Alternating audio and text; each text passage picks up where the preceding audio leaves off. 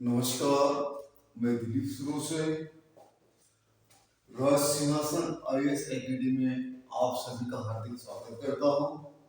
और हर क्लास की तरह आज हम अत्यंत महत्वपूर्ण टॉपिक के क्लास में काम करने जा रहे हैं, जिसका नाम है जो संबंध एक स्टेट गवर्नमेंट से आता है, ऐसी एक पोस्ट जिसे मुख्यमंत्री कहा जाता है। मुख्यमंत्री राज्य सरकार का प्रमुख एवं उसकी नियुक्तियां किस प्रकार से की जाती है, इसके संदर्भ में आज के क्लास में आपको गाइडलाइन मिल जाएगी। तो देखिएगा यूपीएससी स्टूडेंट, पीएससी स्टूडेंट एवं सभी दर्शकों, आज मुख्यमंत्री जी भारतीय संविधान के मुताबिक अनुच्छेद 164 के मुताबिक मुख्यमंत्री जी की नियुक्ति राज्यपाल जी करेंगे। अब देखिएगा, मुख्यमंत्री जी की नियुक्ति राज्यपाल जी करेंगे संबंधित घटक राज्य के अनुच्छेद 164 के मुताबिक दर्शाया गया है। तो यहाँ पे ये देख लीजिएगा, संबंधित घटक राज्य के राज्यपाल मुख्यमंत्री जी की नियुक्ति करेंगे, लेकिन वो किस प्रकार से करेंगे, किस पात्रता धारक इंसान की करेंगे, उसके लिए क्या स्थितियां होंगी, उसके लिए क्या गाइडलाइन होंगी, यह महत्वपूर्ण विषय होगा। और मुख्यमंत्री पोस्ट एक किसी घटक राज्य के राज्य सरकार का प्रमुख पद होता है।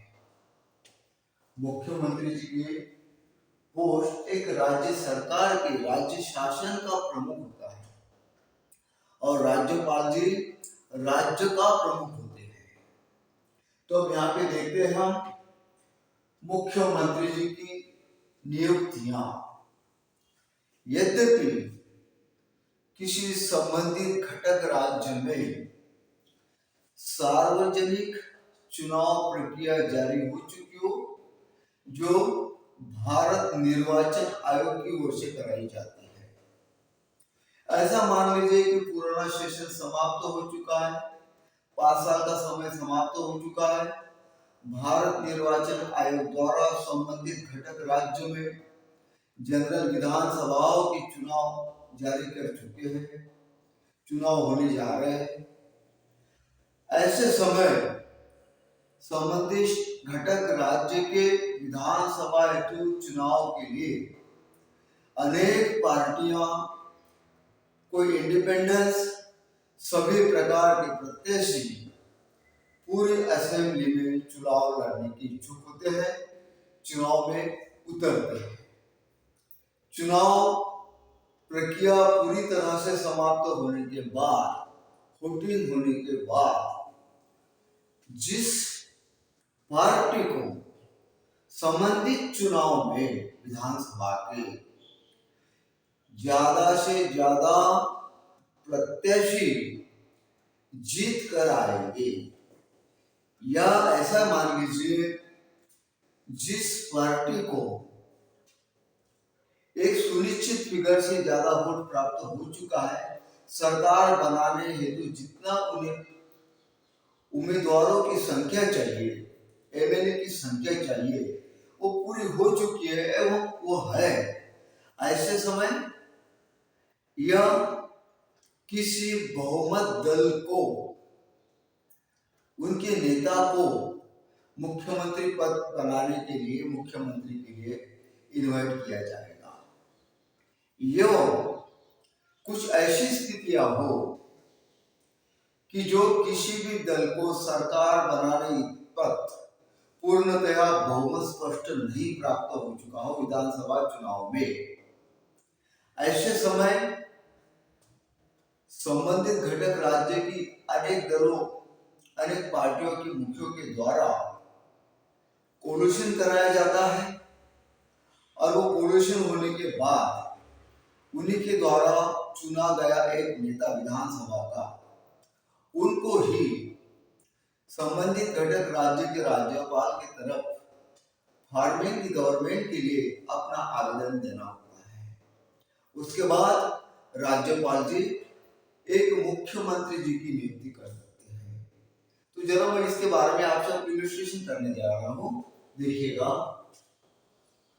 बहुमत दल का नेता एक व्यक्ति मुख्यमंत्री पद नियुक्ति होने के बाद 6 माह में विधानमंडल का सदस्य होना, ये 2 पॉइंट्स मैंने लिए।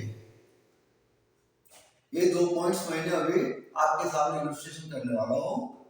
तो कहने का उद्देश्य है कि बहुमत प्राप्त दल का नेता, जैसा कि मैंने कुछ समय पहले आपसे कहा था कि विधानसभा चुनाव में जिस दल को सरकार बनाने हेतु बहुमत दल प्राप्त होता है, वो फिगर प्राप्त होता है एमएलए के संख्यों का, उसको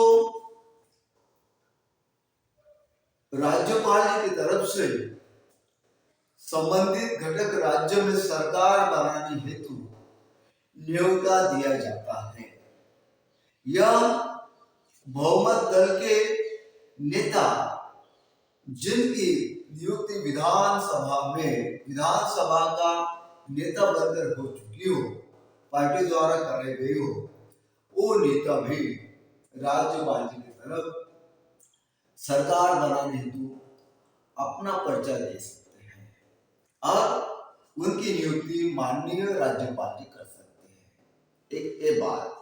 अब दूसरी बात मैंने कहा आपको, एक व्यक्ति मुख्यमंत्री पद पर नियुक्त होने के बाद 6 माह में विधानमंडल का सदस्य होना चाहिए। अब ऐसा मान लीजिए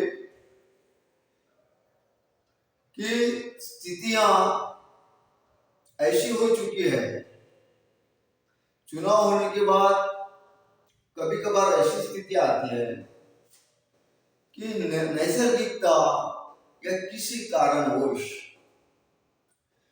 संबंधित घटक राज्य के माननीय मुख्यमंत्री जी का पद यद्यपि रिक्त हो चुका हो। अब नैसर्गिक घटनाएं मान लीजिए, मृत्यु मान लीजिए, या अविश्वास प्रस्ताव ठहराव मान लीजिए, या किसी दल के पास ऐसा नेता नहीं है, या राज्यपाल अपने स्वविवेकाधीन अधिकार के मुताबिक सदन में से किसी व्यक्ति को जो चुनकर आए हो या ना आए हो, ऐसे इंसान को मुख्यमंत्री बनाने का मौका दे सकते हैं, न्योता दे सकते हैं। यद्यपि अगर ऐसा समय आया तो राज्यपाल जी संबंधित इंसान को मुख्यमंत्री पद की शपथ दिलाकर उनके पास 6 माह का समय दिया जाता है और वो 6 माह में मुख्यमंत्री पद पर निर्वाचित होने के बाद संबंधित स्थिति से 6 माह तक संबंधित इंसान को सदन का चुनाव लड़ना पड़ता है और सदन में जहां पे द्विसदनीय विधानमंडल हो, जैसा कि विधान परिषद एवं विधानसभा, ये दोनों में से किसी भी एक सदन का सदस्यत्व उन्हें प्राप्त कर लेना पड़ता है। यद्यपि किसी घटक राज्य में विधान परिषद नहीं है और ऐसे इंसान की नियुक्ति मुख्यमंत्री के पद पर हो चुकी है जो सदन के नेता नहीं है वर्तमान स्थिति में, ऐसे समय भी उन्हें सदन का सदस्यत्व 6 माह के भीतर प्राप्त करना होगा ताकि उनकी सरकार एक संवैधानिक तौर पर 5 साल के लिए चलती रहे। ये हो गया दूसरी बात। अब तीसरी बात की बात करता हूं, ऐसे कहां मुख्यमंत्री बनाए जाते हैं जहां पे संबंधित किसी एक दल को सरकार बनाने योग्य बहुमत हासिल ना हुआ हो। ऐसे स्थितियों में राज्यपाल जी सरकार बनाने हेतु विधानमंडल में संदेश भेजते हैं। यद्यपि 2-3 दल मिलाकर आपसी गठबंधन सरकार बनाने हेतु राज्यपाल जी की तरफ अपना पर्चा दायर कर सकते हैं। खुद जाकर गवर्नमेंट फार्मिंग कराने हेतु अपना एप्लीकेशन राज्यपाल जी की तरफ दे सकते हैं।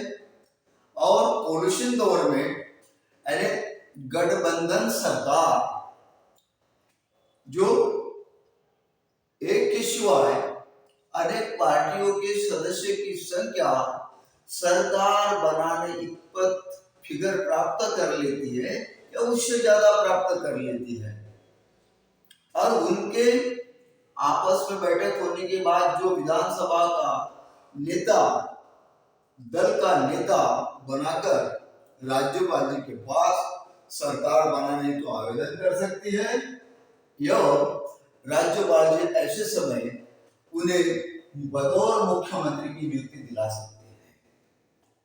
तो आपने देख लिया होगा स्टूडेंट कि एक मुख्यमंत्री जी की नियुक्ति अनुच्छेद 164 के मुताबिक ये राज्यपाल जी का अधिकार है, संवैधानिक अधिकार है, विवेकाधीन अधिकार भी है। विवेकाधीन अधिकार के मुताबिक वो क्या कर सकते हैं ये आपने देख लिया। संवैधानिक अधिकार के संदर्भ से किस प्रकार से कार्य किया जाता है ये भी आपने देख लिया। तो इस प्रकार से इस स्थिति से राज्यपाल जी एक घटक राज्य के मुख्यमंत्री की नियुक्ति कर सकते हैं। ये काफी विस्तार पूर्वक आपको हमने बता दिया। अब दूसरी बात देखते हैं हम शपथ ग्रहण। शपथ ग्रहण करते समय राजभवन हो या संबंधित स्थिति के मुताबिक जो भी स्पॉट ठहरा गया हो वहां पे विधानमंडल के निर्वाचित सभी जानी मानी हस्तियां रहती है, पॉलिटिशियन हस्तियां रहती है, और अनेक विभिन्न क्षेत्रों में जो सामाजिक कल्याण हेतु कार्य करते हैं ऐसे इंसानों को भी शपथ ग्रहण समारोह में इनवाइट किया जा सकता है जो राज्यपाल जी की ओर से होता है, और सभी के सामने राज्यपाल जी संबंधित घटक राज्य के मुख्यमंत्री जी को शपथ दिलाते हैं। एक राज्य का सार्वजनिक तौर पर कार्यक्रम होता है। अब देखिए यहां पे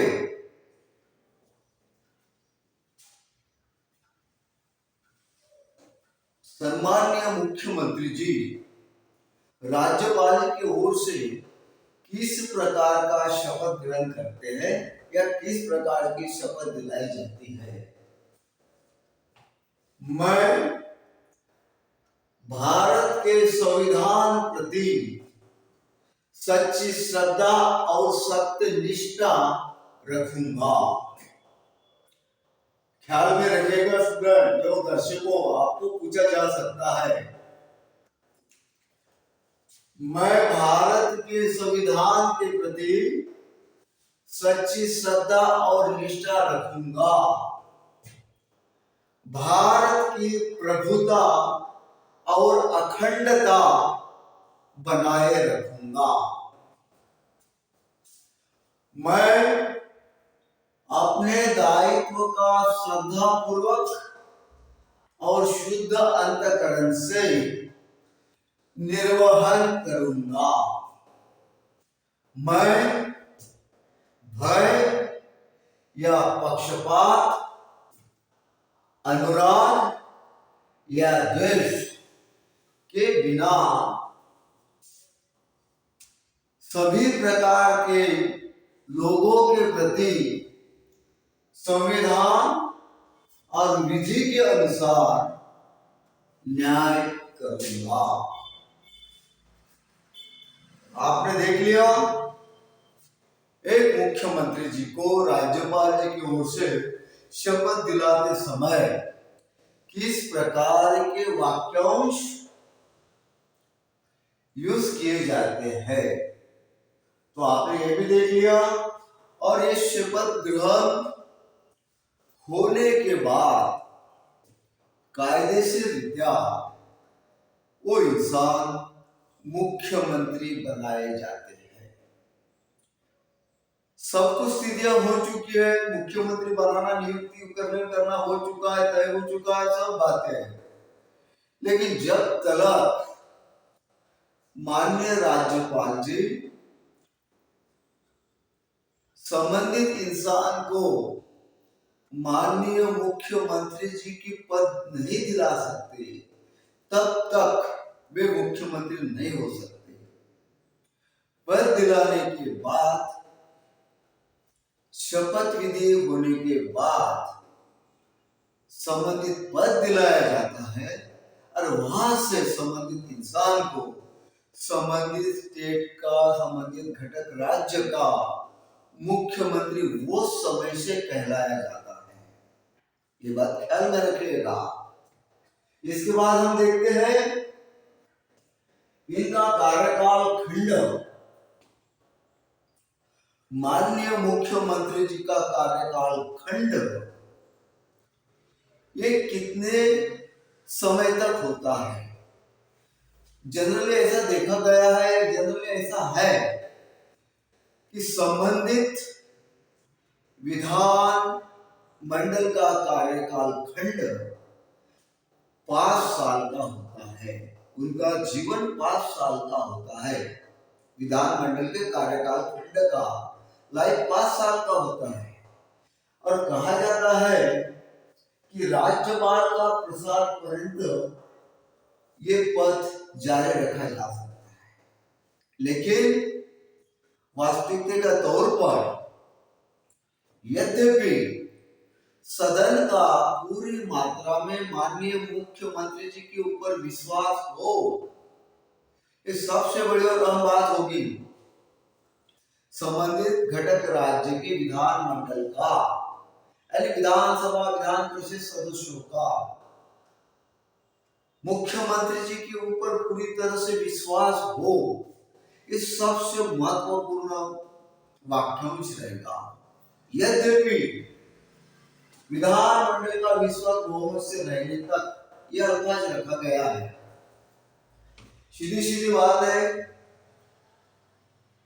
संवैधानिक स्थिति के मुताबिक संबंधित स्टेट गवर्नमेंट के मुख्यमंत्री जी सभी की हित हो हेतु कार्य करते हैं।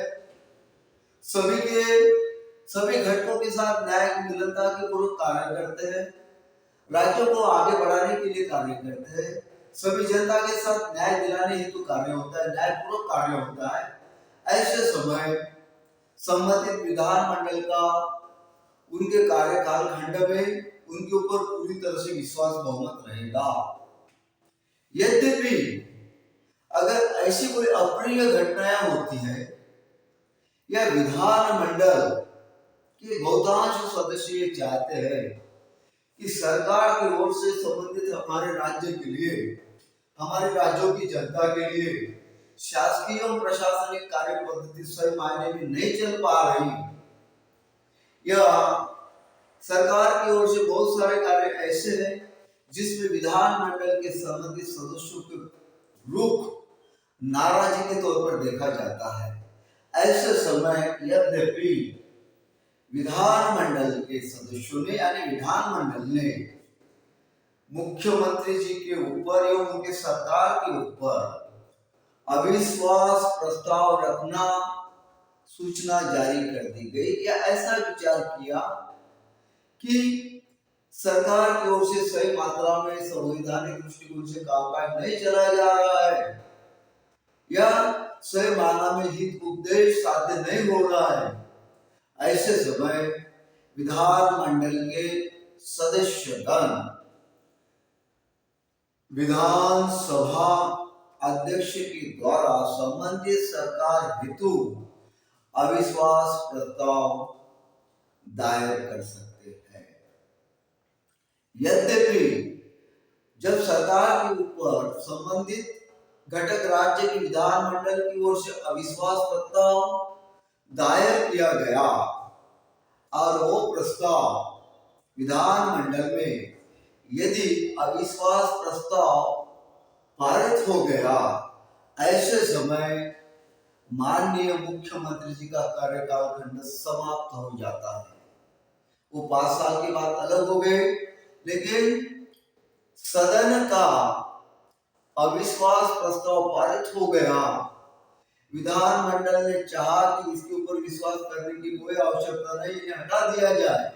ऐसे समय माननीय मुख्यमंत्री जी जो 5 साल के लिए थे वो नहीं रह सकते, और जब मुख्यमंत्री नहीं रहे उस समय संबंधित सरकार के संबंधित घटक राज्य के का पूरी तरह से विघटन हो जाता है। यद्यपि यहाँ से नहीं हुआ तो उसे विघटित राज्यपाल जी कर लेते हैं। ये हो गया राज्यपाल जी का प्रसाद पर्यंत जो विधानमंडल का विश्वास बहुमत रहने तक। इस तरह से एक सरकार, एक घटक राज्य के एक सरकार के मुख्यमंत्री जी का कार्यकाल खंड रहता है। यद्यपि सरकार स्टेट गवर्नमेंट की सही मायने में चल रही है, किसी प्रकार की किसी को कोई शिकायत नहीं, और संवैधानिक दृष्टिकोण से सब बातें हो रही है, शासकीय प्रशासकीय विकासकीय, ऐसे समय वो सरकार पूरी तरह से 5 साल के लिए चलेगी और वो 5 साल का पूरा कार्यकाल खंड सम्माननीय मुख्यमंत्री जी को प्राप्त होगा, माननीय मुख्यमंत्री जी के मिनिस्ट्रेट को भी प्राप्त होगा। ये हो गया मुख्यमंत्री जी का कार्यकाल खंड। डियर स्टूडेंट, जो हम सभी दर्शकों को मैं मानता हूं कि मैंने जो माननीय मुख्यमंत्री जी के संदर्भ में नियुक्ति, यह उनका लाइव कार्यकाल खंड का सरकार में बनी हुए मुख्यमंत्री का पद संभालने के बाद उनका कार्यकारी मंडल में जो स्थान है उसका लाइफ है वो 5 साल का इस तरह से पूरी तरह से निभाया जाएगा। जो ऐसी कोई आपत्ति आई जो बीच में बताया मैंने आपको, उसके मुताबिक यद्यपि होता है तो माननीय मुख्यमंत्री जी का कार्यकाल खंड वही समाप्त हो जाएगा। चलो देखिएगा, तीसरी बात देखते हैं हम वेतन और भत्ते। वेतन और भत्ते, तो इसके बारे में देखिएगा। माननीय मुख्यमंत्री जी के वेतन और भत्ते ये राज्य विधानमंडल के द्वारा तय किए जाते हैं। जैसा कि अपने भारत वर्ष में अखिल भारतीय संघ में अनेक घटक राज्य हैं, लगभग आज की मौजूदा स्थिति में 28 घटक राज्य हैं। तो 28 घटक राज्यों के सभी माननीय मुख्यमंत्री जी की जो देयता है, वेतन कहेगा, भत्ते कहेगा, अन्य सुविधा कहेगा, सभी घटक राज्य में एक समान नहीं मिलेगी। अपने अपने घटक राज्य के विधानमंडल द्वारा इस स्थितियों को स्पष्ट किया जाता है कि इस पद हेतु क्या दिया जाए, क्या दे तो प्रमाणबद्ध होगा। इसके संदर्भ में जरा देखते हैं। वेतन और भत्ते इसे राज्य विधानमंडल द्वारा तय किया जाता है प्रशासकीय क्षेत्र से। दूसरी बात, राज्य विधानमंडल के सदस्य को जिस प्रकार से वेतन और भत्ते प्राप्त होते हैं, अब राज्य मंडल के सदस्य का मतलब क्या हुआ? राज्य मंडल यद्यपि किसी स्टेट में द्विसदनीय कायदे मंडल है, जैसा कि 2 सदन वाला कायदे मंडल, उसमें से 2 अंग होंगे, एक विधानसभा, एक होगी विधान परिषदें। अब विधानसभा और विधान परिषदें, इसके बारे में रचनात्मक स्थितियों के बारे में स्पेशल क्लास में बताऊंगा। लेकिन ये विधानमंडल के सदस्य विधानसभा एवं विधान परिषद जिस घटक राज्य में दोनों सदन हो, उनके लिए जो वेतन और भत्ते निर्धारित किए जाते हैं, वो वेतन और भत्ते माननीय मुख्यमंत्री जी को प्राप्त होते हैं। शिवाय इनके और कुछ विशेष बातें प्राप्त होती है, जिसके बारे में हम देखते हैं। एक मुख्यमंत्री जी को वे विषय भत्ते, जैसा कि संबंधित घटक राज्य के माननीय मुख्यमंत्री जी को यदि भी वो पद पे कारभार चलाना है, कामकाज करना है, तो उनके पीछे बहुत सारे व्यय लगे होते हैं, बहुत सारे खर्चे लगे होते हैं। कई बार राज्यों का दौरा, कई बार महत्वपूर्ण स्थितियों में उसी समय निकल जाना, बहुत सारे कार्यभारी, बहुत सारी बातें होती है, जो कि एक विधानमंडल के सदस्यों को इतना कारभार नहीं होता, इतना व्यय नहीं होता, जिससे कई गुना ज्यादा एक मुख्यमंत्री पद पे जो कार्य करते हैं, मुख्यमंत्री पद के लिए वे भत्ता देना अत्यावश्यक हो जाता है। तो वे विषय भत्ते, उसके बाद देखिएगा, इन्हें जब तक वो माननीय मुख्यमंत्री जी के पद पे कार्यरत है, आसीन है, उस समय तक उन्हें निःशुल्क आवास दिया जाता है। राज्य विधानमंडल ने ऐसी स्थितियां दर्शाई है कि उनके कार्यकाल खंड तक उन्हें एक निःशुल्क आवास की सुविधा दिया जाए, उन्हें ये प्राप्त होता है। इसके बाद में यात्रा भत्ता, माननीय मुख्यमंत्री जी को कालावधि में, आपके पद के कालावधि में बहुत सारी जगह दौरे हो, यात्रा हो, एवं एक मुख्यमंत्री जी को जैसा कि अपने घटक राज्य के कामकाज के संदर्भ के साथ साथ ऐसी कुछ भारत संघ में परिषदें हैं, उस परिषद की मीटिंग अटेंड कराने हेतु संबंधित घटक राज्य के बाहर में भी जाना पड़ता है। कभी कभार ऐसा होता है कि विशेष स्थितियों में देश की ऐसी कोई स्थितियां होती है कि उस स्थितियों में माननीय मुख्यमंत्री जी को अपने राज्य से निकलकर संघ के कैपिटल में भी जाना पड़ता है, और विशेष प्रकार से विशेष कार्यों के लिए भी उन्हें यात्राएं करनी पड़ती है, जो सरकारी तौर पर प्रमुखता से होती है, जो सरकारी कामकाज के तौर पर प्रमुखता से होती है। ऐसे समय माननीय मुख्यमंत्री जी के कार्यकाल खंड में यात्रा भत्ता का प्रावधान किया गया है। इसके बाद चिकित्सा एक महत्वपूर्ण प्रावधान होता है उनके लिए, क्योंकि कार्य या कामकाज करना शिवाय बॉडी के हो नहीं सकता, और बॉडी को, शरीर को जितना ज्यादा काम का तान रहेगा उतना ही उनका एक्सर्शन होगा। और कह नहीं सकते वातावरण, हवामान, इसके बदल के मुताबिक भी चिकित्सा की जरूरत होती है, तो उनके प्रति चिकित्सा सुविधाएं उपलब्ध कराई जाती है। इसके बाद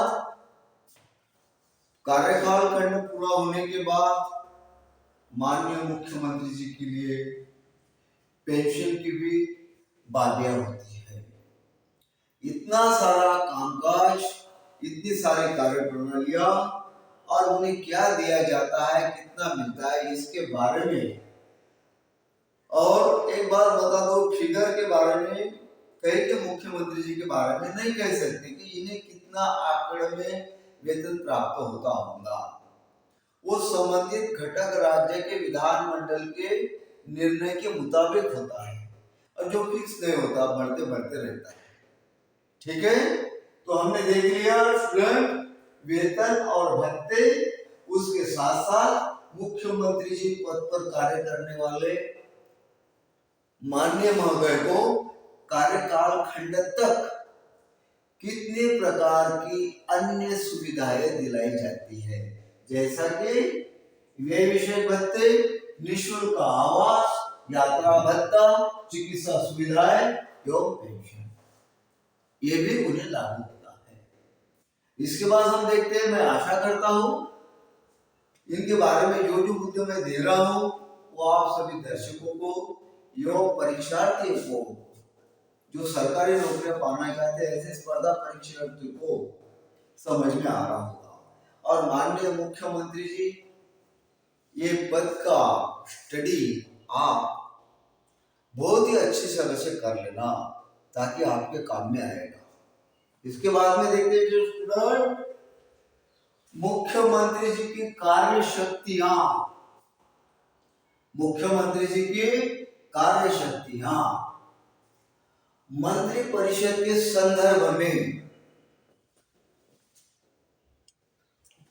मंत्री परिषद के संदर्भ में मुख्यमंत्री जी की कार्य शक्तियां किस प्रकार से होती है, तो कहा है मंत्री परिषद के संदर्भ में मुख्यमंत्री की दी हुई नामों की सिफारिश ही मंत्रिदल में राज्यपाल नियुक्त करेंगे। अब देखिएगा माननीय मुख्यमंत्री जी की एक संबंधित घटक राज्य के लिए किसने और किस प्रकार की कार्य शक्तियां होती है, इसके बारे में भी हमें जरा सफलतापूर्वक देखना पड़ेगा। जैसा कि मुख्यमंत्री जी की कार्य शक्तियां एक होती है मंत्री परिषद के संदर्भ में, दूसरी कार्य शक्तियां होती है राज्यपाल जी के संदर्भ में, तीसरी कार्य शक्तियां होती है राज्य योजना के संदर्भ में, चौथी कार्य शक्तियां होती है विवेक वर्गों के साथ में रहकर उनसे मिलनता पूर्वक उनकी स्थितियों का जायजा लेने हेतु ऐसे विवेक प्रकार की कार्य शक्तियां एक संबंधित घटक राज्य के मुख्यमंत्री जी के पास होती है। तो हम इलस्ट्रेशन के साथ आप देखते हैं कि एक सरकार का प्रमुख होने के नाते मुख्यमंत्री ये संबंधित घटक राज्य के सरकार का प्रमुख होता है और राज्य प्रमुख संवैधानिक दृष्टिकोण से राज्यपाल जी होते हैं, ये बात ख्याल में रखिएगा। हम देखते हैं मंत्रिमंडल के संदर्भ में, मंत्रिमंडल के संदर्भ में हो चुका है, मुख्यमंत्री जी की नियुक्ति हो चुकी है, अब मंत्री परिषद बनाना है, क्योंकि अनुच्छेद 163 में कहा गया है कि राज्यपाल को राज्य में शासन चलाने हेतु मुख्यमंत्री की नियुक्ति की जाएगी एवं उनके साथ एक मंत्री परिषद सहयोगिता के तौर पर होगी। तो इसीलिए मुख्यमंत्री जी की नियुक्ति होने के बाद एक नामावली की यादी तैयार की जाती है और वही नामावली के मुताबिक राज्यपाल जी अन्य कैबिनेट मंत्री हो, राज्य मंत्री हो या उप मंत्री हो, उनको मंत्री परिषद की शपथ दिलाई जाती है, जो राज्यपाल दिलाने जाते हैं, राज्यपाल जी की ओर दिलाई जाती है। लेकिन नामावली की यादी जिन्हें कैबिनेट राज्य मंत्री परिषद में समाविष्ट कराया जा रहा है वो मुख्यमंत्री के तौर पर ही किया जाता है। मुख्यमंत्री जी के ओर से ही वो नामों की यादी दिलाई जाती है। ये हो गया। इसके बाद दूसरी बात देखते हैं हम विभाग का बंटवारा एवं फेरफार। जिस प्रकार नामावली की यादी होने के बाद मिनिस्ट्री तैयार हो चुकी है और माननीय मुख्यमंत्री सभी भागों का बंटवारा करते हैं, जैसा कि एक संबंधित घटक राज्य के मुख्यमंत्री जी अपने गृह खाता, अर्थ खाता, फाइनेंस मिनिस्ट्री किसी देवे, होम मिनिस्ट्री किसी देवे, सोशल वेलफेयर मिनिस्ट्री किसी देवे, महसूल मिनिस्ट्री किसी देवे, यानी जो एजुकेशन मिनिस्ट्री किसी देवे, जो मिनिस्ट्री जिन जिन सदस्यों को देना है, ये कामकाज मंत्री परिषद के संदर्भ में स्वयं माननीय मुख्यमंत्री के द्वारा किया जाता है। यानी विभागों का शासकीय तौर पर, प्रशासनिक तौर पर बंटवारा। एवं यद्यपि मुख्यमंत्री जी चाहते हैं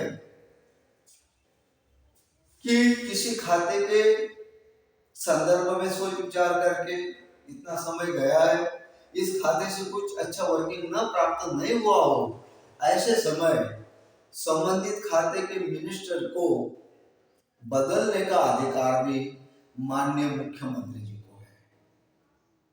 यदि वो चाहे कि ये इंसान को दूसरे विभाग में डाला जाए, दूसरे विभाग के श्री इंसान को अलग से डाला जाए, उस खाता दिया जाए, ये फेरफार भी करने का अधिकार मंत्री परिषद के संदर्भ में माननीय मुख्यमंत्री जी के पास होता है। इसमें कोई दिक्कत नहीं होती। अब तीसरी बात देखते हैं, हमने मंत्री परिषद के संदर्भ में देख लिया है कि मुख्यमंत्री जी ने जो नामों की यादी दिलाई है, वही मिनिस्टर में आएंगे, राज्यपाल के उन्हें ही शपथ विधि ग्रहण करेंगे। दूसरी बात, कौन सा विभाग किस इंसान को देना है यादव मिनिस्ट्री के तौर पर, वो बंटवारा करने का अधिकार भी माननीय मुख्यमंत्री जी को है। एवं कार्यकाल कुछ समय होने के बाद अगर फेरफार चाहते हैं, खाता बदल चाहते हैं, तो मंत्री जी का खाता बदल करने का अधिकार भी माननीय मुख्यमंत्री जी को है। इसके बाद देखते हैं हम, किसी मंत्री से मतभेद होने पर त्याग पत्र की मांग, अन्यथा राज्यपाल जी की ओर से मंत्री जी की बर्खास्तगी, ये विधान ख्याल में रखिएगा। यद्यपि घटक राज्य के सरकार में जो मुख्यमंत्री जी बने हैं और मुख्यमंत्री जी के साथ किसी सरकार, अपने सरकार के किसी मंत्री जी के साथ में बन नहीं पा रहे हो, अनबन हो रही हो, या माननीय मुख्यमंत्री जी संबंधित मंत्री जी से कामकाज के प्रति, उनके निर्णय के प्रति अपने मन से स्वयं नहीं मानते, ऐसे समय वो संबंधित मंत्रियों से, संबंधित मंत्री जी से इस्तीफा की मांग कर सकते हैं, या अन्य कोई प्रावधान होते हैं, या अन्य कोई प्रेशर्स होते हैं, जो भी कार्य प्रणाली की स्थिति के मुताबिक बात होती है, पॉलिटिशियन के मुताबिक बात होती है, ऐसे समय माननीय मुख्यमंत्री जी माननीय संबंधित मंत्री जी से त्याग पत्र मांग सकते हैं।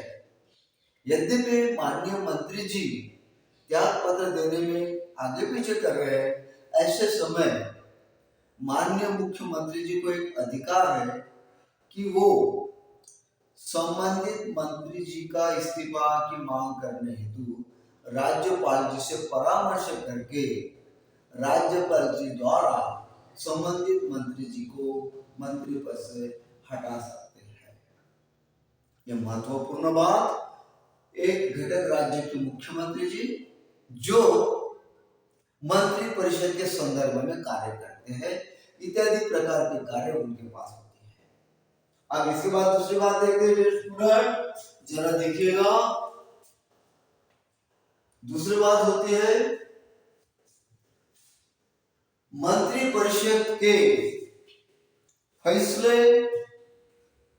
अध्यक्षता, सभी मंत्रियों के क्रियाकलापों में सहयोग, नियंत्रण, निर्देशन, मार्गदर्शन, मुख्यमंत्री परिषद का मुखिया होने के नाते त्याग पत्र देता है तो पूरी मंत्री परिषद विघटित हो जाती है। अब इस संबंधित मुद्दों पे हम थोड़ा इलस्ट्रेशन करेंगे। एक मुख्यमंत्री जी संबंधित घटक राज्य के सरकार की मुखिया के नाते से सरकार में जितने भी बने हुए खाते निहाय मंत्रालय है, उन सभी से उनके कार्यभार के प्रणाली में चर्चाएं कर सकते हैं, कामकाज के प्रति उनका लेखा जोखा देख सकते हैं। स्टेट गवर्नमेंट के किसी भी शासकीय विभाग के मंत्रियों से। उसके बाद वो मंत्रिमंडल की जब बैठक होती है, अधिवेशन की बैठक भी होती है, मंत्रिमंडल की बैठक होती है या सदन की बैठक होती है, लेकिन मंत्रिमंडल के बैठक में मंत्रिमंडल कैबिनेट की बैठक में तथा मंत्री परिषद की बैठक में, दोनों में भी मुख्यमंत्री जी बैठक की अध्यक्षता कर सकते हैं। तीसरी बात, विभिन्न प्रकार के सभी विभाग के मंत्रीगणों को परामर्श निर्देश भी दे सकते हैं कि ये कार्य किस प्रकार से किया जाए, किस प्रकार से जल्द गति में हो, जो विकासशील हो, जो लोक कल्याण हेतु हो, जो शासकीय नियमों के मुताबिक हो, जो प्रशासकीय यंत्रणा द्वारा हो। इस सभी बातों का परामर्श भी मुख्यमंत्री जी अपने मंत्रिमंडल के मंत्रीगण को दे सकते हैं एवं उनके ऊपर नियंत्रण भी रख सकते हैं। ये बात हो गई। तथा मार्गदर्शन गाइडलाइन भी माननीय मुख्यमंत्री यदि चाहे तो संबंधित विभाग के मंत्री को दे सकते हैं। ये हो गया उनका मंत्री परिषद के संदर्भ में कार्य प्रणालियां एक घटक राज्य के मुख्यमंत्री जी की। अब इसके बाद देखते हैं हम, यद्यपि सबसे बड़ा अधिकार माननीय मुख्यमंत्री जी का क्या होता है। यद्यपि माननीय मुख्यमंत्री चाहे कि मैं इस्तीफा दे दूं, सरकार के 5 साल पूरे होने के पहले ही अगर मुख्यमंत्री जी चाहते हैं कि मैं इस्तीफा दे दूं, तो ऐसे समय मुख्यमंत्री जी ने अगर राज्यपाल जी के तौर पर सरकार का मुख्यमंत्री जी पद का इस्तीफा दे दिया, तो ऐसे समय घटक राज्य में मुख्यमंत्री जी के साथ पूरी मंत्री परिषद एवं मंत्री कैबिनेट मिनिस्ट्री मंत्री परिषद पूरी विघटित हो जाती है, सरकार समाप्त हो जाती है, कार्यकारी सरकार समाप्त हो जाती है। और यद्यपि किसी विभाग के मंत्री की जगह खाली हो गई, तो मुख्यमंत्री जी वहां पे अगर चाहे तो दूसरे मिनिस्टर को वहां पे नॉमिनेट कर सकते हैं। यद्यपि नहीं चाहे तो विभाग और किसी को प्रवर्तन कर सकते हैं, ये उनका अधिकार होता है। लेकिन जब मुख्यमंत्री ही इस्तीफा देकर मोकले हो जाते हैं या नैसर्गिक तौर पर मृत्यु हो जाती है, उसके बाद बात का प्रावधान अलग है। लेकिन स्वयं होकर अगर इस्तीफा देते हैं तो ऐसे समय मंत्री परिषद पूरी तरह से विघटित हो जाती है, ये ख्याल में रखिएगा। इसके बाद देखते हैं हम राज्यपाल जी के संदर्भ में एक घटक राज्य के मुख्यमंत्री जी की क्या कार्य शक्तियां हो सकती है। मंत्री परिषद एवं राज्यपाल जी के बीच में प्रमुख संवाद तंत्र के तौर पर राज्य के मुख्यमंत्री जी होते हैं। राज्यों के कार्य संबंधी, विधान विषय, प्रस्तावना संबंधी सभी निश्चय बताते हैं। अब देखिएगा, तथा राज्यपाल की मांग पर सभी बातें बताए, महत्वपूर्ण अधिकारी की नियुक्ति, महाधिवक्ता, लोकसभा आयोग अध्यक्ष और सदस्य, राज्य निर्वाचन आयुक्त के लिए परामर्श देना। अब इन मुद्दों का इलस्ट्रेशन करके देखते हैं। एक राज्यपाल के संदर्भ में एक राज्य की मुख्यमंत्री जी की क्या कार्य शक्तियां हो सकती है, क्या भूमिका हो सकती है। अगर देखा जाए तो राज्य की सरकार, राज्य एवं राज्य के राज्यपाल, एवं राज्य इन दोनों के बीच में संवाद तंत्र के मुताबिक महत्वपूर्ण कड़ी होती है, वो होते हैं मुख्यमंत्री जी। माननीय मुख्यमंत्री जी के द्वारा संबंधित घटक राज्य के विधायी प्रक्रिया किस प्रकार से चल रही है, ऐसे कौन से नए विनिश्चय बनाने जा रहे हैं, इसकी सब कुछ नॉलेज वो राज्यपाल जी को दे सकते हैं, उन्हें देना पड़ता है। ये राज्यपाल जी अगर राज्य के संदर्भ में, विधायिका के संदर्भ में, ऐसे कानून के संदर्भ में या राज्य कारोबार के संदर्भ में जब चाहे तब माननीय मुख्यमंत्री जी की ओर से माहिती मंगवा सकते हैं राज्यपाल जी। दूसरी बात देखिएगा, एक राज्यपाल जी के संदर्भ में मुख्यमंत्री जी की कार्य व्यवस्था, यद्यपि राज्य में कुछ ऐसे अधिकारी पद होते हैं जिनकी नियुक्ति के संदर्भ में उन्हें राज्यपाल जी से सलाह मशवरा करना पड़ता है, एवं राज्यपाल जी ऐसे अधिकारियों की नियुक्ति के संदर्भ में माननीय मुख्यमंत्री जी से परामर्श मंगवा सकते हैं, मांग सकते हैं। जैसा कि महाधिवक्ता, एक राज्य सरकार को महाधिवक्ता की सख्त जरूरत होती है और महाधिवक्ता की नियुक्ति करने का कार्य, दायित्व घटक राज्य के राज्यपाल जी का होता है, लेकिन घटक राज्य के मुख्यमंत्री जी की ओर से इस संदर्भ में राज्यपाल जी अपना परामर्श मंगवा सकते हैं। यह किया जाता है लगभग। लोक सेवा आयोग, जैसा कि घटक राज्य का लोक सेवा आयोग होता है, उनके अध्यक्षों सदस्य, इनकी नियुक्ति के संदर्भ में भी माननीय मुख्यमंत्री जी से राज्यपाल जी परामर्श कर सकते हैं एवं राज्यपाल जी को ये भी स्थितियां बता सकते हैं। तीसरी बात, राज्य निर्वाचन आयुक्त के लिए, राज्य निर्वाचन आयुक्त जैसा कि आपको पता होगा, भारत निर्वाचन आयुक्त राष्ट्रपति जी, उपराष्ट्रपति जी, लोकसभा, राज्यसभा एवं विधान परिषद, विधानसभा, इनके लिए भारत निर्वाचन आयुक्त निर्वाचित वर्किंग कर सकते हैं, निर्वाचन का वर्किंग कर सकते हैं, लेकिन संबंधित घटक राज्य के लिए राज्य निर्वाचन आयुक्त होते हैं जो राज्य में स्थानीय स्वराज्य संस्थाएं से लेकर ग्राम पंचायत के तल तक कामकाज देखते हैं।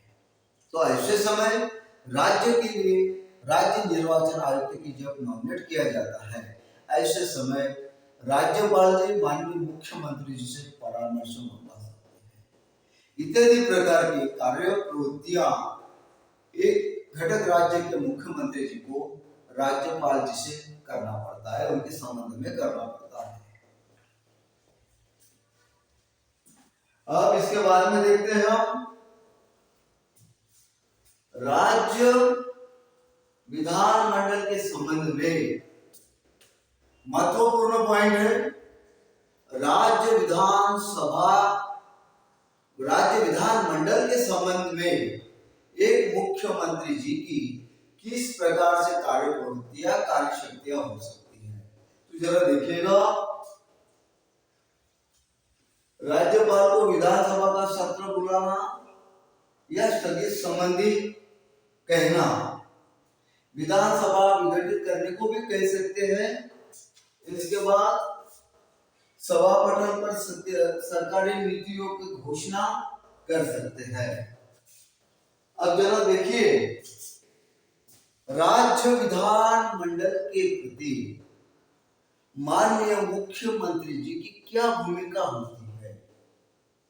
पीएससी स्टूडेंट, प्रदेश लोक सेवा आयोग के स्टूडेंट विद्यार्थियों, महत्वपूर्ण होगा आपके लिए कि विधानमंडल के प्रति संबंधित घटक राज्यों के माननीय मुख्यमंत्री जी की क्या भूमिका हो सकती है। तो विधानमंडल में हमने देख लिया, विधानसभा का अगर सत्र बुलाना है तो माननीय मुख्यमंत्री जी राज्यपाल जी से परामर्श कर सकते हैं और उनके द्वारा राज्य विधानमंडल का सत्र बुला सकता है। इसमें क्या होता है, कभी कभार ऐसी कोई राज्य कारोबार चलाते समय राज्यों में ऐसी कोई मानव निर्मित स्थितियां आ जाती है,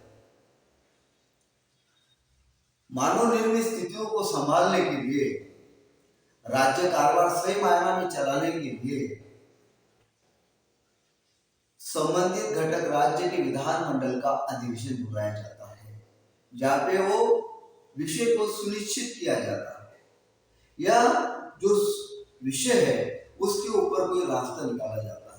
ऐसे स्थितियों में हो सकता है या द्विसदनीय कार्य प्रणाली हो, वहां पे द्विसदनीय संयुक्त अधिवेशन भी बुलाया जा सकता है।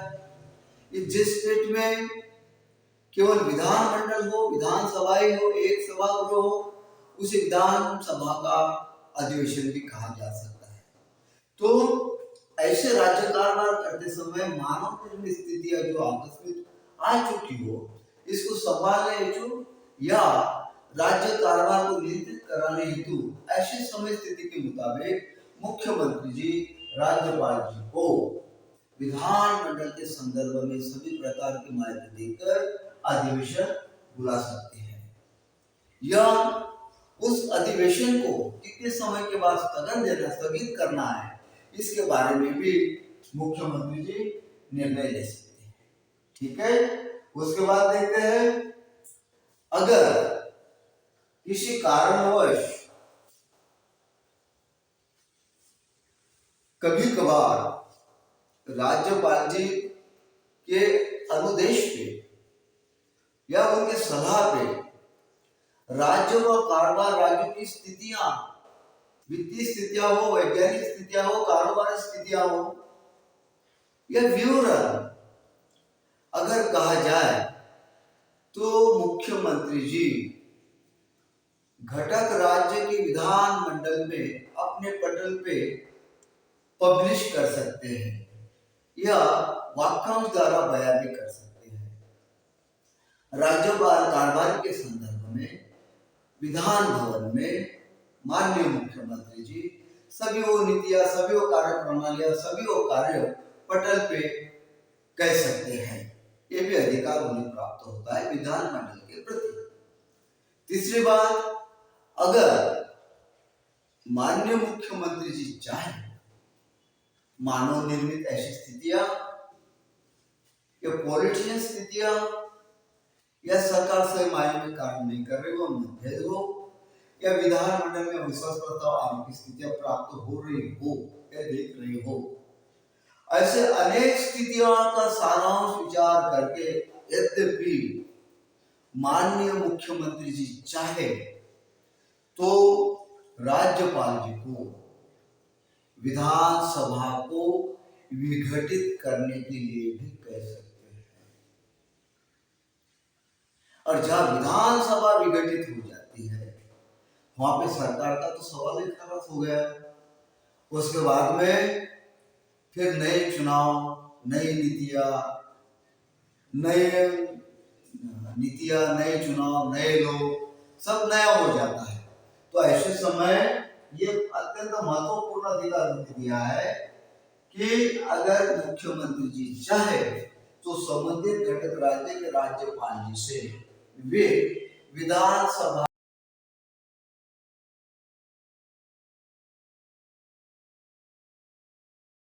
सत्र भी बुला सकते हैं और उसे कब समाप्त करना, विघटित करना, इसके बारे में भी कह सकते हैं। और राज्यों के द्वारा जिस प्रकार की मंत्रिमंडलीय कार्य प्रणालियां, उसके द्वारा लिए गए निश्चय, उसके द्वारा दिए गए निर्णय, कार्यवाही के प्रमाण पत्र से सब कुछ स्थितियां एक मुख्यमंत्री जी विधानमंडल के पटल पे सार्वजनिक बयान कर सकते हैं। ये देख लिया आपने कार्य प्रणाली। अब अंत में माननीय मुख्यमंत्री जी के बारे में देखते हैं अन्य शक्तियां। इसके साथ साथ एक घटक राज्य के माननीय मुख्यमंत्री जी को और प्रकार के भी बहुत सारे कार्य होते हैं। ये यहाँ पे हमने सिर्फ इतना ही देख लिया, विधानमंडल के संदर्भ में कार्यकारी अधिकारी क्या क्या होते हैं, मंत्रिमंडल के संदर्भ में इतना हमने देख लिया। इसके सिवाय अन्य शक्तियां बहुत कुछ होती है उनके पास में, जैसा कि राज्य योजना बोर्ड के अध्यक्ष। राज्य योजना बोर्ड के अध्यक्ष का माना क्या हुआ? अगर ऐसी कोई घटक राज्य में योजनाएं रखी जाती है, कार्यान्वित की जाती है, तो उसकी जो बोर्ड होते हैं, एक शासकीय तौर पर कहेगा बोर्ड का गठन होता है, उस बोर्ड में भी उनको अध्यक्षता का पद निभाना पड़ता है। राज्य योजना बोर्ड का अध्यक्ष, क्षेत्रीय परिषद का उपाध्यक्ष, बहुत सारे ऐसे एक संबंधित घटक राज्यों में विकास करने हेतु, जन कल्याण करने हेतु परिषद का आयोजन होता है। उस क्षेत्रीय परिषद में भी उन्हें बतौर उपाध्यक्ष के संदर्भ से मुताबिक अपना कार्यप्रभार निभाना पड़ता है। इसके बाद देखते हैं अंतरराज्यीय परिषद। अंतरराज्यीय परिषद का मायना क्या हुआ? जो संघ के लेवल पे होगा, या ये घटक छोड़कर अपने घटक के साथ साथ और अन्य घटकों के घटक राज्यों के साथ साथ, वो हो गया अंतरराष्ट्रीय परिषद। अंतरराष्ट्रीय परिषद में जैसा कि पानी का विवाद होता है, पानी विवाद होता है, यह महत्वपूर्ण बात होती है, तो उनको अंतरराज्यीय परिषद में भी अपना कार्य प्रवृत्तियां दर्शानी पड़ती है एक मुख्यमंत्री जी को। इसके बाद नीति आयोग का सदस्य। नीति आयोग का सदस्य का मतलब आप जानते होंगे, एक घटक राज्य के मुख्यमंत्री जी को राज्य के कार्य के साथ साथ अन्य प्रकार की बहुत सारी कार्य प्रणालियां होती है, वो संभालना पड़ता है। वो नीति आयोग के सदस्य को भी प्राप्त करते हैं, वो ऑलरेडी होता है। नीति आयोग 28 घटक राज्य के मिलकर जो भारत संघ बना है, भारत देश बना है, उसने भारत संघ के लिए जो नीति आयोग बना है, उस आयोग में हर घटक राज्य के रिप्रेजेंटेटिव एज सीएम, मुख्यमंत्री ही नीति आयोग के राज्य की ओर से सदस्य बनते हैं। तो नीति आयोग के सदस्य का कार्यभार भी संबंधित घटक राज्य के मुख्यमंत्री जी को संभालना पड़ता है। इसके बाद राज्य सरकार का मुख्य प्रवक्ता। एक राज्य में जो बनी हुई सरकार है, वो सरकार के मुख्यमंत्री होते हैं। और मुख्यमंत्री एक मुख्य प्रवक्ता, एक राज्य कारोबार चलाने हेतु, राज्य संभालने हेतु, या राज्य के भूभाग में जितने भी प्रकार की स्थितियां हैं, उसके संदर्भ में पूरी जानकारी इन्हें प्राप्त होती है, जो मुख्य प्रवक्ता के तौर पर सार्वजनिक तौर पर बयान कर सकते हैं। तो मुख्य प्रवक्ता राज्य का एक मुख्यमंत्री के पर विराजमान इंसान को संभालना पड़ता है, यह महत्वपूर्ण बात होगी। इसके बाद देखते हैं हम आपातकाल में मुख्य प्रबंधक की भूमिका एक घटक राज्य के मुख्यमंत्री जी को निभानी पड़ती है। आपातकाल की स्थितियां आपको पता होगी, एक तो मानव निर्मित, एक तो नैसर्गिक। नैसर्गिक स्थितियां जैसा अकाल आ चुका है, ड्रॉप्स पड़ा है, बीमारियां है, महामारियां है, बहुत सारी बरसात हो चुकी है। ऐसे समय स्थितियों को संभालने के लिए आपातकाल की स्थिति में एक मुख्यमंत्री जी को राज्य का एक मुख्य प्रबंधक के तौर पर कार्य संभालना पड़ता है, ताकि राज्य संभाला जाए, जनजीवन सुव्यवस्थित तरह से चलाया जाए, राज्य का काम आसानी से हो। दूसरी बात देखिए, अगर मानव निर्मित ऐसी कोई स्थितियां है जहां की युद्ध होता है, जहां पे कुछ कमियां महसूस होती है साहित्य की, ऐसे समय भी उन्हें अपना कार्य बड़ी प्रबंध की स्थिति में संभालना पड़ता है। तीसरी बात देखते हैं हम, राज्य की जनता का नेता, सेवाओं का सार्वजनिक प्रमुख। माननीय मुख्यमंत्री जी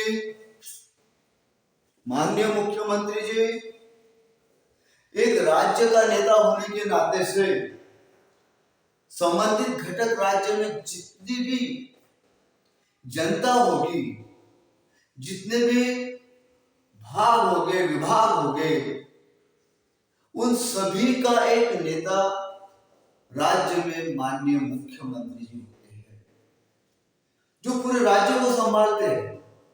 जितने भी प्रकार की जनता हो, गरीब हो, अमीर हो, लिखी पढ़ी हो, बगैर लिखी पढ़ी हो, जैसा कि जिन्हें अक्षर का गंध भी ना हो, ऐसा समाज हो, जितने भी कैटेगरी हो, जितना भी धर्म हो, संप्रदाय हो, जितने भी भाविया हो, जहां पे इंसान वास्तव्य करता है एक संबंधित घटक राज्य का, उन सभी इंसानों का राज्यों की सभी लोक संख्या का नेता माननीय मुख्यमंत्री जी होते हैं अपने राज्य में।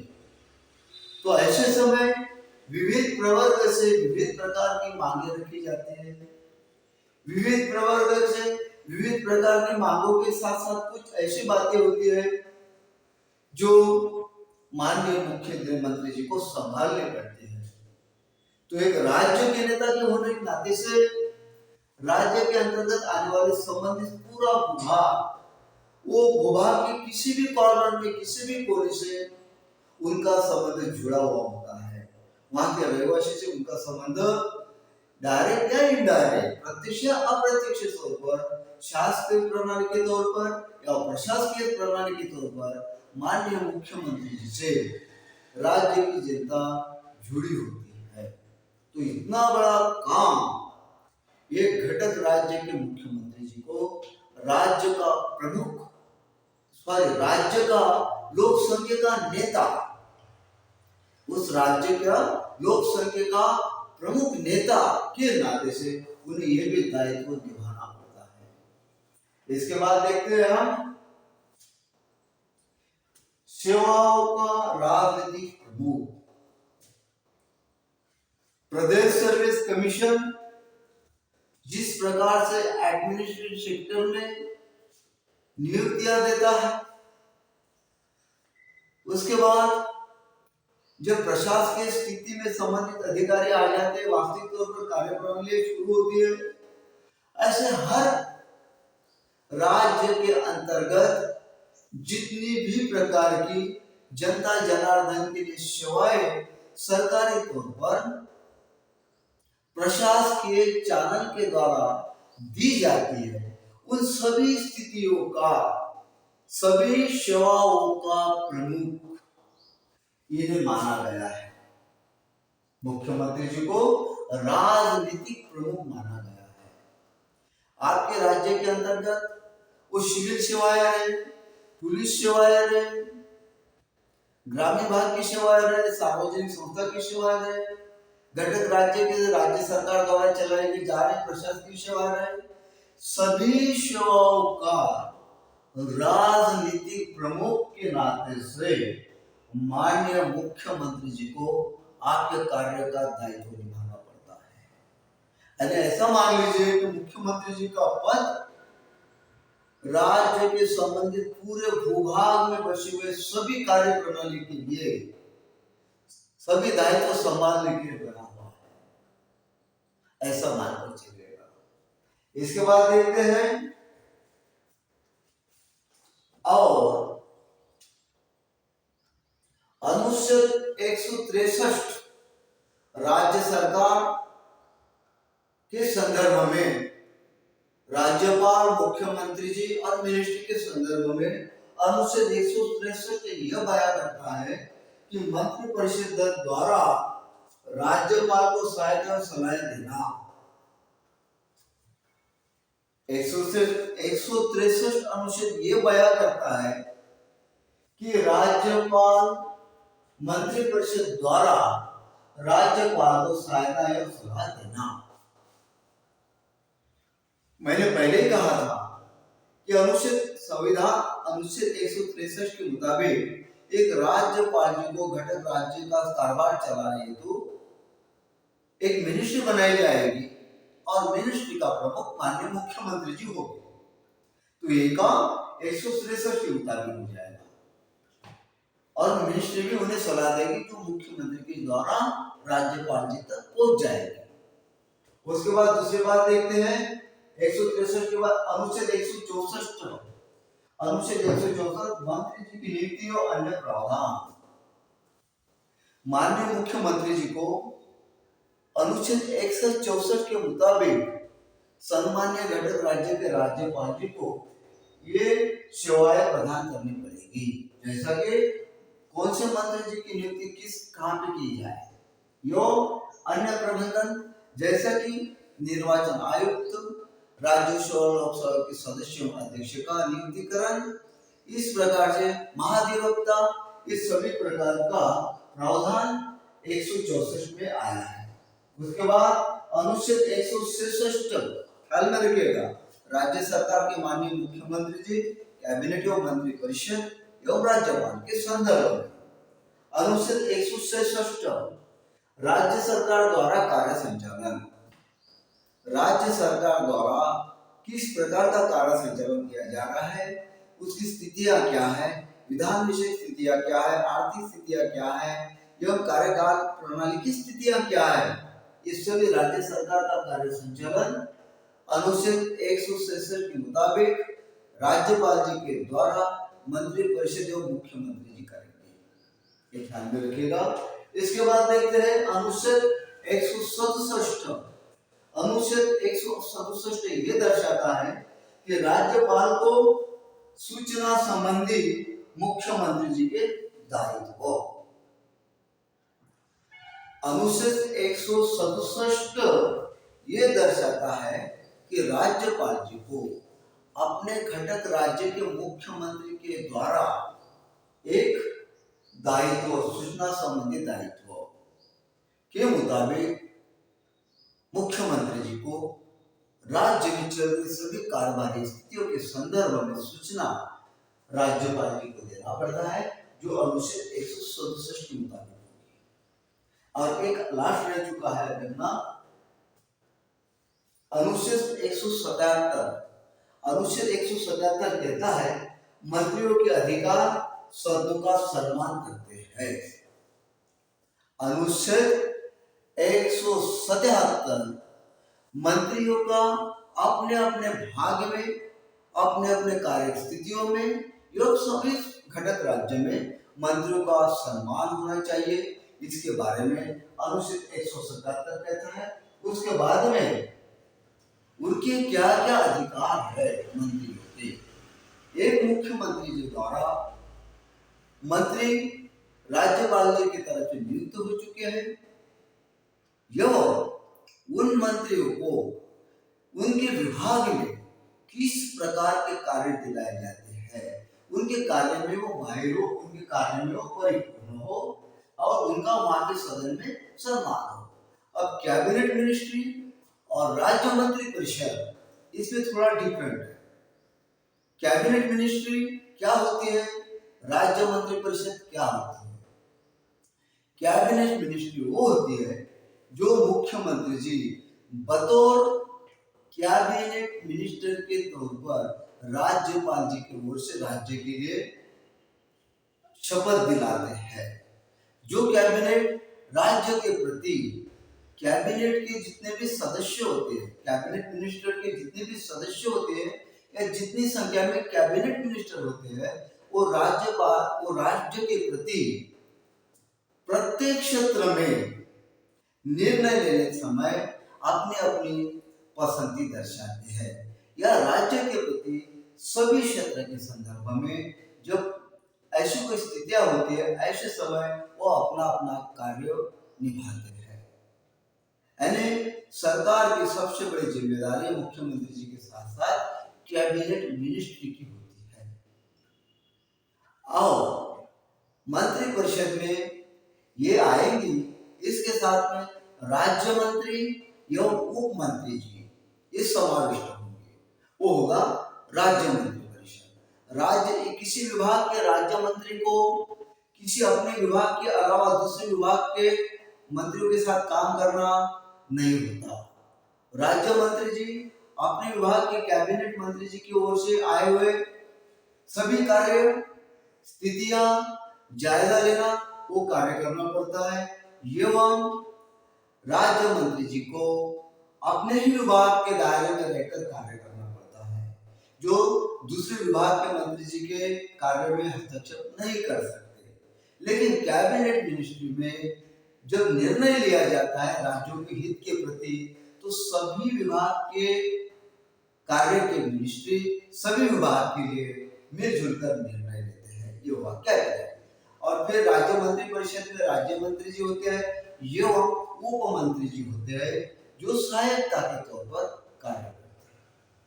तो देखिएगा स्टूडेंट, आज एक संबंधित घटक राज्य के लिए संबंधित मुख्यमंत्री जी की नियुक्ति जो राज्यपाल जी की तरफ से की जाती है वो किस तरह से की जाती है ये स्थिति हमने देख ली। राज्य मंत्रिमंडल में माननीय मुख्यमंत्री जी का कौन सा स्थान होता है, किस स्थितियों से उनको निपटाना पड़ता है और राज्यपाल जी के बुलावे पर वो संबंधित सभी स्थितियां माननीय मुख्यमंत्री जी को राज्यपाल जी के सामने पेश करनी पड़ती है। इधर राज्य का कैबिनेट के नेता होने के नाते से, विधान भवन का नेता होने के नाते से विधान भवन के सभी सदस्यों को भी परामर्श करके साथ में लेकर चलना होता है। उसके साथ में मिनिस्ट्री के साथ में भी संबंधित स्थितियों की जायजा लेना, उन्हें मार्गदर्शन करना, उन्हें गाइडलाइन देना, उन्हें निर्देश देना, नियंत्रण में रखना, यह भी काम माननीय मुख्यमंत्री जी को करना पड़ता है। साथ में राज्य का संबंधित विभाग बने हुए राज्य के जनता का वास्तविक तौर पर नेता होने के नाते से पूरे स्टेट में उनके साथ संबंधित बातों के लिए चर्चाएं करना, उनकी समस्याएं समझाना, समझ लेना, उसका निवारण करना, ये भी कार्य करना पड़ता है। उसके साथ साथ में अंतरराज्यीय परिषदें होती है, अंतरराष्ट्रीय नीति आयोग होता है, वहां पे भी उनको अपनी भूमिका अदा करना पड़ता है। इसी तरह से संवैधानिक अधिकार है, विवेकाधीन अधिकार है और बहुत सारे कार्य उनके प्रति है। और सार्वजनिक सेवाओं का भी एक राजनयिक प्रमुख के नाते से उन्हें एडमिनिस्ट्रेशन पे भी अपना कार्य दायित्व निभाना पड़ता है। तो एक माननीय मुख्यमंत्री जी को एक राज्य को चलाने हेतु किस किस स्थितियां होती है, किस किस की प्रणाली को अपनाना पड़ता है, इसके संदर्भ में आज हमने देख लिया। और मैं आशा करता हूं कि ये लेक्चर आप सबको पसंद आया होगा। विशेष तौर पर परीक्षार्थियों, यूपीएससीओ, पीएससीओ, एवं दर्शक हो, जनता हो, माननीय मुख्यमंत्री जी के बारे में सुनने के लिए किसी को भी बहुत इच्छाएं होती है कि क्या होता है मुख्यमंत्री जी पद। तो आज मैंने इलस्ट्रेशन करके आपके सामने रखा। आशा करता हूँ इस चैनल के साथ में आप जुड़िएगा, इसके ऊपर आपकी कमेंट डालिएगा, इसके चैनल को आप सब्सक्राइब कीजिएगा। Thank you so much.